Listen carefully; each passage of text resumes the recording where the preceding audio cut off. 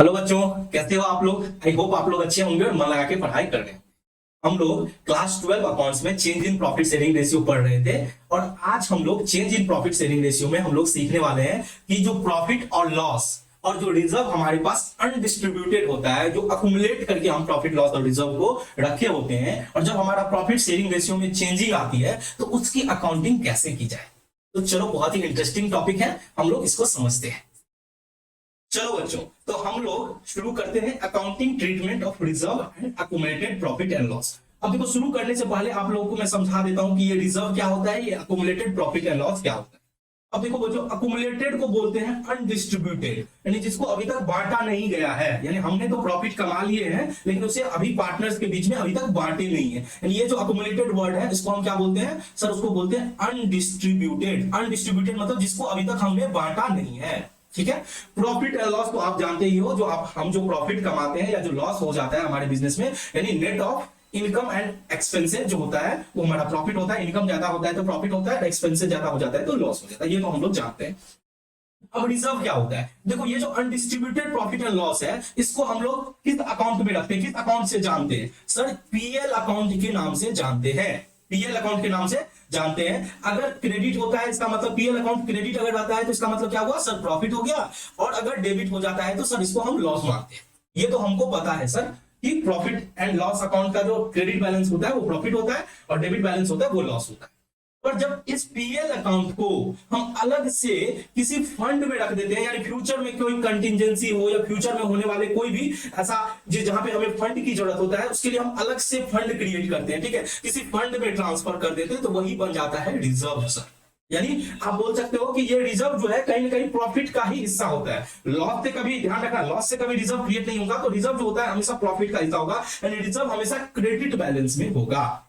ठीक है, पर दोनों भाई भाई होते हैं, दोनों का ट्रीटमेंट एक जैसा ही देखने को मिलेगा। जो प्रॉफिट एंड लॉस का क्रेडिट बैलेंस का ट्रीटमेंट होगा वही ट्रीटमेंट रिजर्व का होगा। तो ये तो समझ में आ गया, और वैसे भी आप लोग डिटेल में इसकी जानकारी क्लास 11th में ले चुके होंगे। ठीक है, अब आते हैं मुद्दे पे कि अकाउंटिंग ट्रीटमेंट कैसे किया जाए जब change in profit sharing ratio. हम कौन सा चैप्टर पढ़ रहे हैं, change in profit sharing ratio. तो हम लोग एक एग्जांपल देखते हैं और उसके थ्रू हम इस चैप्टर को समझने की कोशिश करते हैं।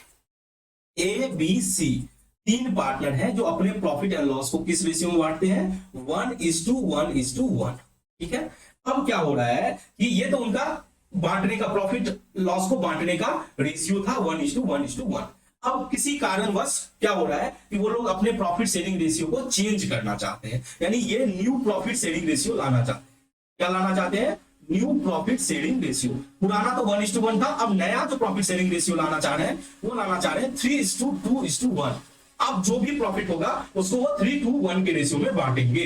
ठीक है, चलो अब आप देखो यहां पे, मान के चलो कि हमारा जो बिजनेस है बहुत लंबे सालों से चलता आ रहा है। एबीसी के बीच में जो पार्टनरशिप है बहुत लंबे सालों से चलता आ रहा है। ठीक है, चलो अब देखो, मान के चलो कि ये बिजनेस की शुरुआत इन लोगों ने 2018 में कर दिए थे 2018 में। ठीक है, और अभी हम लोगों का 2022 है।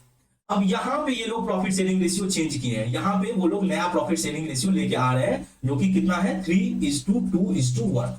लेकिन अभी तक जो बांट रहे थे, किस रेशियो में बांट रहे थे प्रॉफिट शेयरिंग रेशियो, अभी तक उनका क्या था सर, अभी तक था 1:1:1, यानी अभी तक वो 1:1 के रेशियो में प्रॉफिट को बांटते थे।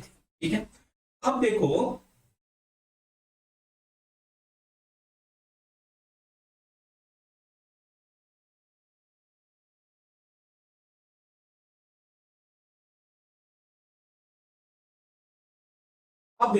कि यहां तक इन लोगों ने कुछ ना कुछ प्रॉफिट तो कमाए होंगे जो बांटे नहीं होंगे। ऐसा तो नहीं हो सकता ना कि जो भी प्रॉफिट कमाए सब बांट के अपने घर लेके चले गए सभी पार्टनर। कुछ प्रॉफिट तो बचा होगा, कुछ रिजर्व क्रिएट हुआ होगा। ठीक है, प्रॉफिट नहीं हो सकता है, लॉस ही बचा हो। ठीक है, अब यहां पे मैं अभी मान के चलता हूं कि हम लोग के पास कुछ प्रॉफिट बचा हुआ था जिसे हम बोलते हैं अकुमुलेटेड प्रॉफिट।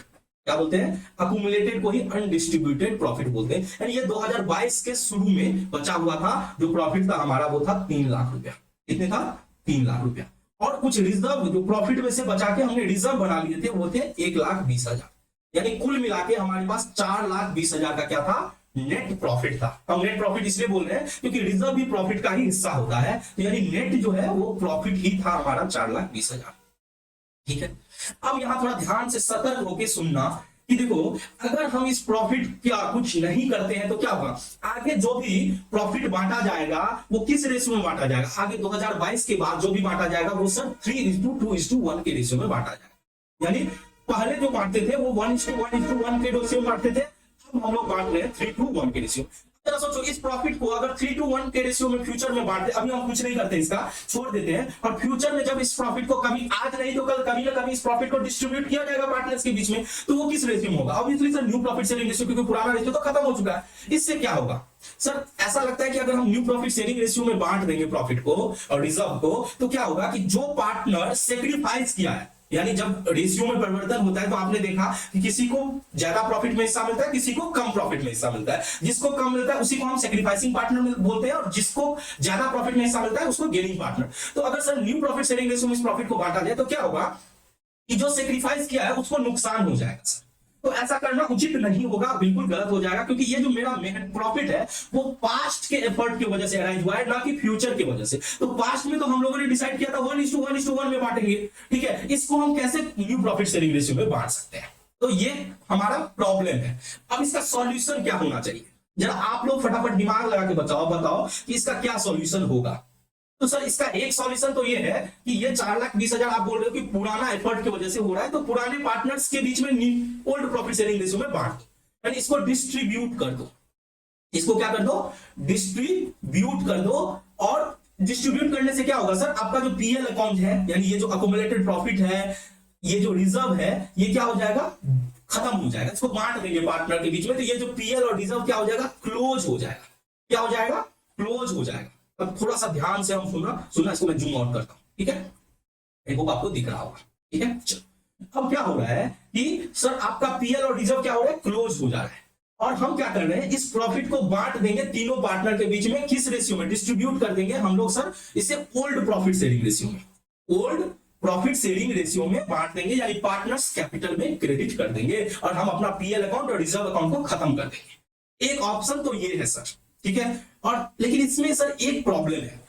क्या प्रॉब्लम है, फटाफट बताओ सर। इसमें ये प्रॉब्लम है कि अगर हम प्रॉफिट को बांट लेते हैं, रिजर्व को बांट लेते हैं, सब अपने घर लेके चला जाता है, तो सर हमने जब प्रॉफिट को बचा के रखा था, रिजर्व को बचा के रखा था कोई मकसद से ना, अगर हमको बांटना होता तो हम तब के तभी क्यों ना बांट लेते जो आज हम बचा के रखे थे, कि कुछ ऑब्जेक्टिव के लिए बचा के रखे थे, हमें इस प्रॉफिट का फ्यूचर में यूज था इसीलिए बचा के रखे थे। और आप क्या कर रहे हो, जैसे ही न्यू प्रॉफिट शेयरिंग रेशियो आया, आप चेंज किए प्रॉफिट शेयरिंग रेशियो, प्रॉफिट को सब अपने पार्टनर्स के बीच में घर लेके चला जाएगा, तो फिर बचेगा कुछ नहीं सर। बहुत मेहनत से इस प्रॉफिट को और इस रिजर्व को बचा के रखे थे। तो ऐसा करो कि एक कहावत है कि सांप भी मर जाए और डंडा भी न टूटे, ठीक है। अब ऐसा काम करते हैं कि प्रॉफिट भी बचा आ जाए, यानी प्रॉफिट भी खत्म ना हो, रिजर्व भी अपने बिजनेस में है जिससे हम फ्यूचर में इसका यूज कर सके, बट किसी पार्टनर को नुकसान भी ना हो।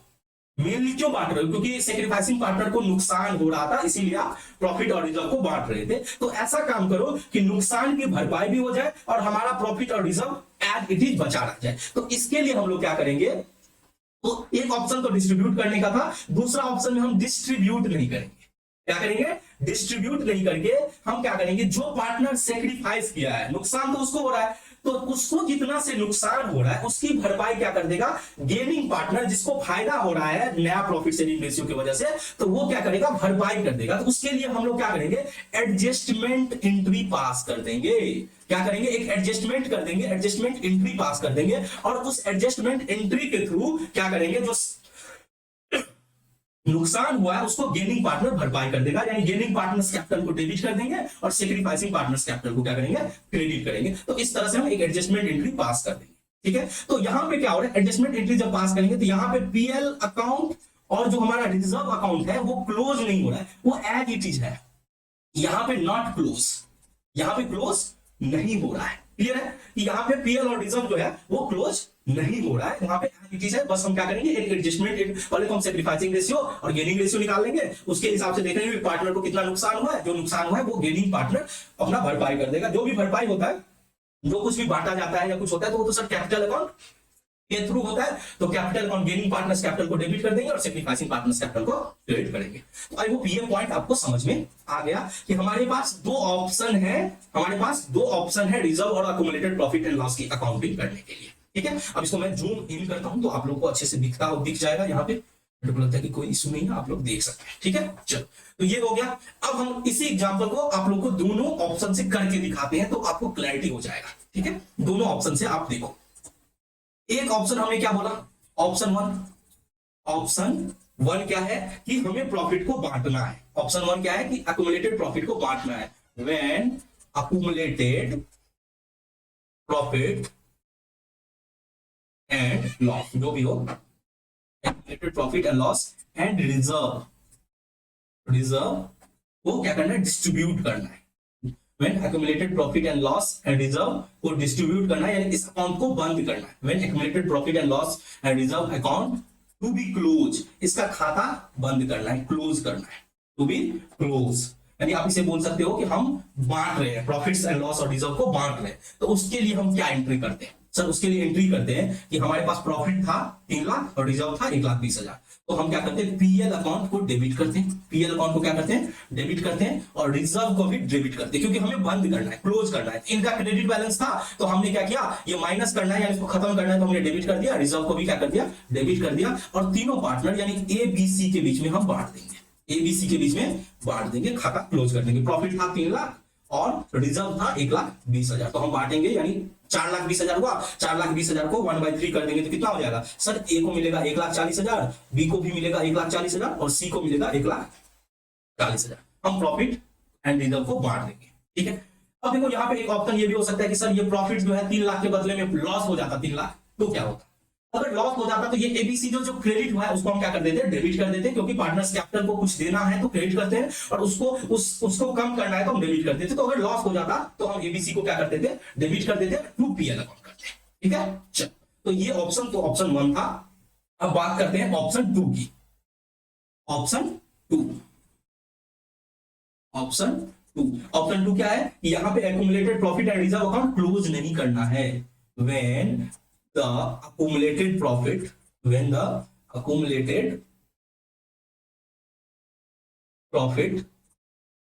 and reserve account are not closed, यहां पे क्लोज नहीं करना है, बल्कि हमें क्या करना है, एडजस्टमेंट एंट्री प्रिपेयर करना है। टू एडजस्टमेंट एंट्री, यहां पे one single adjustment entry prepare करना है, एडजस्टमेंट एंट्री यहां पे प्रिपेयर हो गया। चलो एडजस्टमेंट एंट्री प्रिपेयर करना।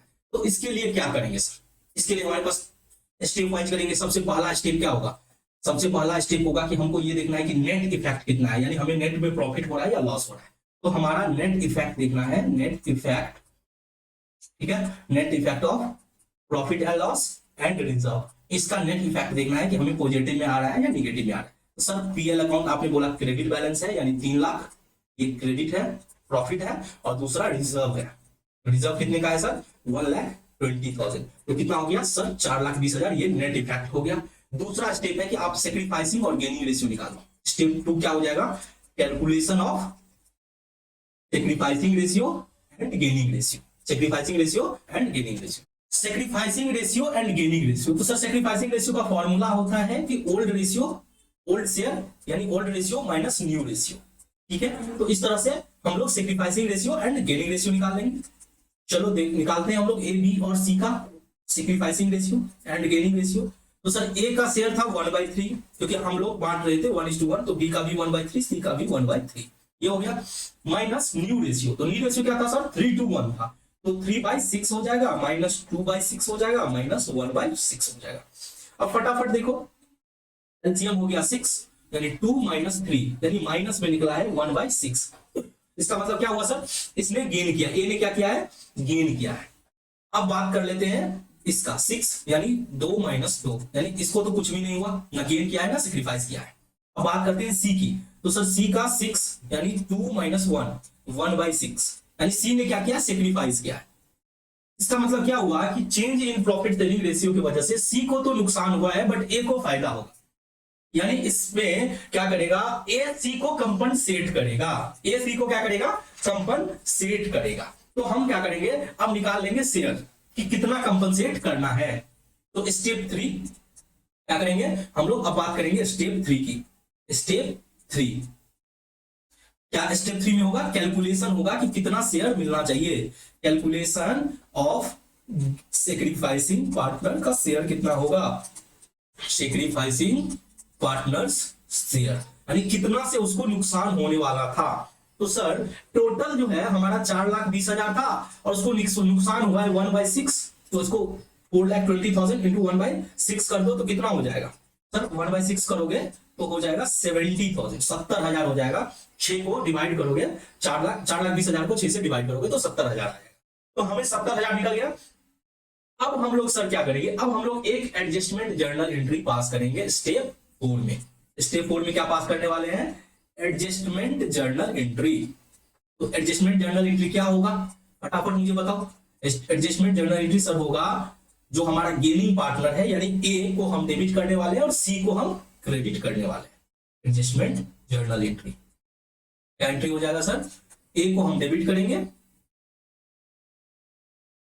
एज कैपिटल अकाउंट डेबिट हो जाएगा, एज कैपिटल अकाउंट डेबिट हो जाएगा टू सीज कैपिटल।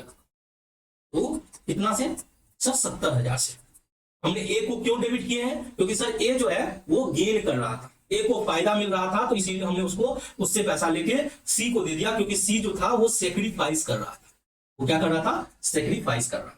तो इस हिसाब से हमें, अगर हमें बोला जाए कि बुक्स में आपको पीएल अकाउंट और रिजर्व अकाउंट को क्लोज नहीं करना है, बल्कि एक सिंगल एंट्री पास करके क्या करना है? आपको इसको एडजस्टमेंट कर लेना है, ठीक है? या अगर सर क्वेश्चन में कुछ भी ना बोले, अगर क्वेश्चन में कुछ नहीं बोलता है तो कौन सा ऑप्शन फॉलो करेंगे? हमेशा ऑप्शन 1 फॉलो करना है, ठीक है?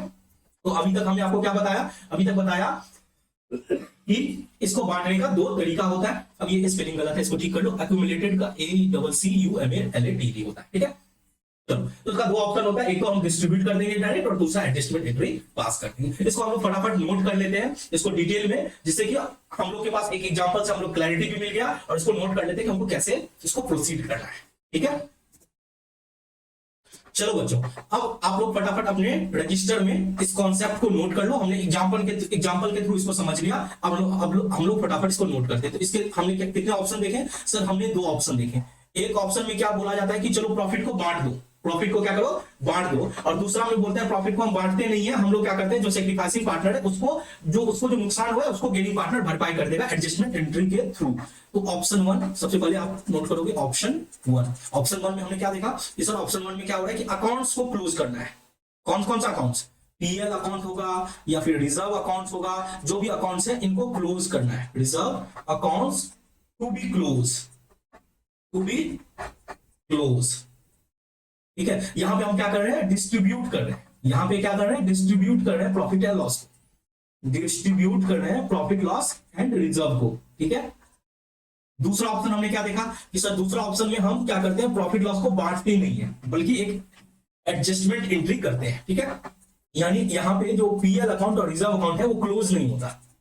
PL account and reserve account not to be close, यहां पे क्लोज नहीं होता है, नॉट टू बी क्लोज। इसका मतलब क्या हो रहा है कि यहां पे हम डिस्ट्रीब्यूट नहीं कर रहे हैं, ठीक है? यहां पे प्रॉफिट लॉस एंड रिजर्व की डिस्ट्रीब्यूशन नहीं होती है। Profit loss and reserve not to be distributed. ये वर्डिंग मैं अलग अलग क्यों लिखा रहा हूं? क्योंकि आपके क्वेश्चन में ये अलग अलग तरह की वर्डिंग आ सकती है, ठीक है? यानी आपको ये बोल सकता है कि अकाउंट्स क्लोज नहीं करना है, या आपको ये बोल सकता है पीएल एंड रिजर्व को डिस्ट्रीब्यूट नहीं करना है। तो आपको ये सारी वर्डिंग आपको पता होनी चाहिए। Not to be distributed, PL and reserve not to be distributed. और एक ऑप्शन ये भी हो सकता है कि आपको ये बोले कि आपको सिंगल एडजस्टमेंट एंट्री पास करना है, सिंगल एडजस्टमेंट एंट्री पास करना है, ठीक है? एंट्री टू बी पास्ड, ठीक है? आपको क्या करना है सर? सिंगल एडजस्टमेंट एंट्री पास करना है, ठीक है? तो आपको इतने तरह के वर्डिंग आ सकते हैं, ठीक है? सर अगर कुछ भी ना आए, बस आपको ये दे दिया जाए, आपको बस बोला जाए कि आपको इसकी अकाउंटिंग करनी है, accumulated profit loss and reserve, आपको कुछ बोले नहीं कि क्लोज करना है नहीं करना है, डिस्ट्रीब्यूट करना है नहीं करना है, एडजस्टमेंट एंट्री के बारे में भी नहीं बोले, तो क्या करेंगे सर? तब हम ऑप्शन 1 हमेशा सिलेक्ट करेंगे। यानी आप यहां पे ये भी लिख सकते हो कि if question is select, if question is silent. तो बहुत तरह से आपके क्वेश्चन बन सकते हैं। देखो, एक तो बोला जा सकता है कि आपको profit loss and reserve account को क्लोज करने हैं या नहीं करने हैं, डिस्ट्रीब्यूट करने हैं या नहीं करने हैं, या फिर सिंगल एडजस्टमेंट एंट्री पास करने हैं। कुछ भी ना बोले तो आपको ऑप्शन 1 हमेशा सेलेक्ट करना चाहिए। ठीक है, चलो अब हम लोग फर्स्ट ऑप्शन 1 के बारे में बात करते हैं। ऑप्शन 1 के बारे में बात करते हैं, जो जिसमें क्या करना पड़ता है, अकाउंट्स को क्लोज करना पड़ता है, यानी PL accounts and reserve accounts को क्लोज करना पड़ता है। PL account and reserve account to be close. तो उसमें हमने क्या किया सर, हमने क्या किया, जो भी अकुमुलेटेड प्रॉफिट लॉस को बांट दिया, यानी यहां पे accumulated profit and loss, profit and loss and reserve, अगर कुछ रिजर्व है तो रिजर्व को क्या करना चाहिए, डिस्ट्रीब्यूट करना चाहिए, शुड बी डिस्ट्रीब्यूटेड, हमें क्या करना है, उसे डिस्ट्रीब्यूट करना है, यानी बांट देना है अमॉन्ग एग्जिस्टिंग पार्टनर के बीच में, अमॉन्ग एग्जिस्टिंग पार्टनर, उसे क्या करना है, बांट देना है। किस रेशियो में बांट देना है सर, उसके प्रॉफिट शेयरिंग रेशियो जो ओल्ड है उस रेशियो में, in their old profit sharing ratio, in their old profit sharing ratio. तो हमने क्या बोला कि जो भी अकुमुलेटेड प्रॉफिट एंड लॉस है उसको क्या करना है, बांटना है पार्टनर्स के बीच में, वो भी ओल्ड प्रॉफिट शेयरिंग रेशियो में। ठीक है, अब इसके लिए क्या जर्नल एंट्री पास होगा। ठीक है, तो देखो इसके लिए क्या क्या जर्नल एंट्री पास होगा, उसके ऊपर 2 पॉइंट है कि आपको प्रॉफिट हो रहा है या लॉस हो रहा है, यानी आपके पास अनडिस्ट्रीब्यूटेड प्रॉफिट एंड रिजर्व है तो, और अनडिस्ट्रीब्यूटेड को ही एक्युमुलेटेड बोला जाता है, जो हमने सीखा प्रॉफिट एंड रिजर्व। अगर हमारे पास कोई अनडिस्ट्रीब्यूटेड प्रॉफिट एंड रिजर्व है तो उसके लिए हमें कैसे बांटेंगे, क्या एंट्री होगा, तो इसके लिए एंट्री क्या होगा, ये जो हमारा पीएल का बैलेंस है, जो क्रेडिट बैलेंस है, हम उसको डेबिट करेंगे, यानी उसको कम करेंगे। पीएल अकाउंट क्या हो जाएगा, पीएल अकाउंट सर डेबिट हो जाएगा। जो रिजर्व का क्रेडिट बैलेंस है वो रिजर्व अकाउंट क्या हो जाएगा, डेबिट हो जाएगा। और जो हमारा ओल्ड पार्टनर है, एग्जिस्टिंग पार्टनर है, उस पार्टनर्स को हम क्रेडिट करेंगे। किस रेशियो में सर, ओल्ड रेशियो में, पार्टनर्स कैपिटल अकाउंट। और सर अगर फिक्स मेथड हो तो वहां पे करेंट अकाउंट हो जाएगा, कोई दिक्कत नहीं है, पार्टनर्स कैपिटल अकाउंट और पार्टनर्स करेंट अकाउंट। ठीक है, अब बात करते हैं दूसरा कि अगर सर लॉस हो, अगर क्या हो, लॉस हो तो, फॉर अनडिस्ट्रीब्यूटेड लॉस, और अनडिस्ट्रीब्यूटेड लॉस। ठीक है, अनडिस्ट्रीब्यूटेड लॉस हो या फिर डिफर्ड रेवेन्यू एक्सपेंडिचर हो, कोई deferred revenue, undistributed loss and deferred revenue expenditure, तो उसके लिए क्या एंट्री करेंगे, डिफर्ड रेवेन्यू एक्सपेंडिचर के लिए और अनडिस्ट्रीब्यूटेड लॉस के लिए क्या एंट्री करेंगे। तो सर उसके लिए क्योंकि लॉस है तो लॉस से तो पार्टनर को नुकसान होगा सर, उसको कैपिटल अकाउंट को डेबिट करेंगे, यानी यहां पे हम सर पार्टनर्स कैपिटल अकाउंट क्या करेंगे सर, डेबिट करेंगे। पार्टनर्स कैपिटल या फिर करेंट अकाउंट जो भी है उसको हम क्या करेंगे, डेबिट करेंगे। और क्रेडिट किसको करेंगे सर, तो जो हमारा लॉस है उसका डेबिट बैलेंस था तो हम उसके को क्रेडिट करेंगे, और जो हमारा कोई जो भी डिफर्ड रेवेन्यू एक्सपेंडिचर था उसको भी हम क्या करेंगे, क्रेडिट करेंगे, डिफर्ड रेवेन्यू। ठीक है, चलो तो इस तरह से ऑप्शन 1 होगा जिसमें हमें जर्नल एंट्री करना है और बाकी कुछ भी नहीं करना है, बस प्रॉफिट एंड लॉस और रिजर्व को बांट देना है। ठीक है, चलो अब बात कर लेते हैं ऑप्शन 2 की। इसकी बात करते हैं ऑप्शन 2, जहां पे अकाउंट्स को क्लोज नहीं करना है, accounts not to be close, यानी ये जो हमारा पीएल अकाउंट्स है या रिजर्व अकाउंट्स है उनको क्लोज नहीं करना है, बल्कि एक एडजस्टमेंट एंट्री पास करना है। PL account and reserve accounts not to be close, not to be close. तो क्या एंट्री होगा, क्या स्टेप होगा, तो देखो इसमें सबसे पहला स्टेप होता है कि आप स्टेप 1 में नेट इफेक्ट निकाल लो। आप स्टेप 1 में क्या करोगे, नेट इफेक्ट निकाल लो कि आपको प्रॉफिट हो रहा है या लॉस हो रहा है, यानी आपका प्रॉफिट लॉस रिजर्व सब मिला के आपको नेट इफेक्ट निकालने हैं। कैलकुलेट कर लो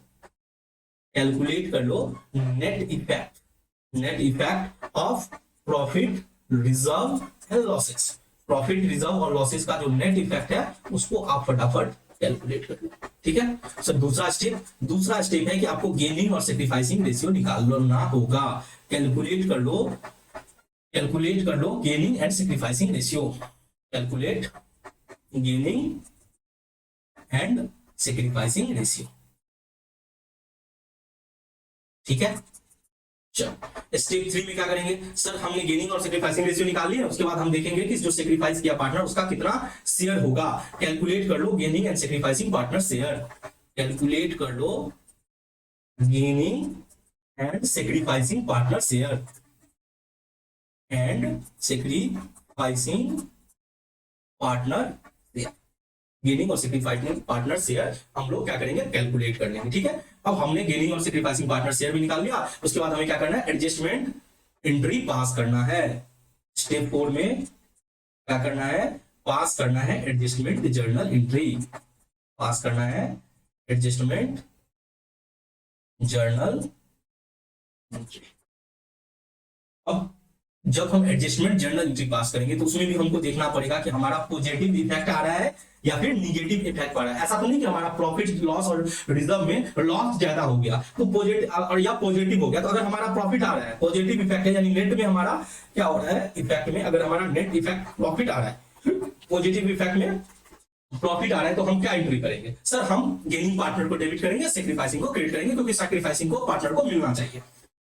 ठीक है, क्या एंट्री हो जाएगा, gaining partners capital account debit to sacrificing partners capital account, gaining partners capital account debit to sacrificing partners capital account.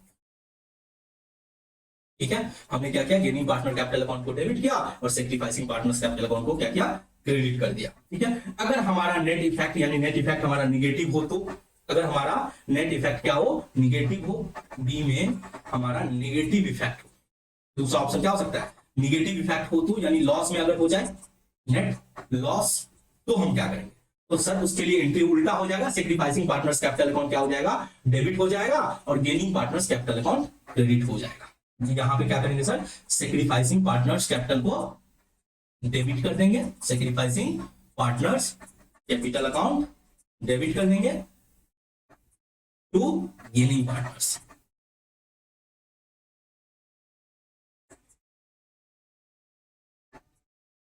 ठीक है, चलो, तो इस तरह से हमने दोनों कॉन्सेप्ट को समझ लिए कि हमारे पास अकाउंटिंग करने के दोनों ऑप्शंस होते हैं। ठीक है, आपको मैंने एक एग्जांपल भी बता दिया। अब आपके काम क्या है कि आपको होमवर्क करने हैं, आपको खुद से बना के लाने हैं। अगर आपको कहीं भी क्वेश्चन में दिक्कत होता है तो आपको कमेंट्स करके बताना है, हम वो क्वेश्चन का सॉल्यूशन आपको दे देंगे। तो आपका होमवर्क क्या रहा, आपका होमवर्क रहा क्वेश्चन 6 से लेके क्वेश्चन 13 तक आपको बनाना है।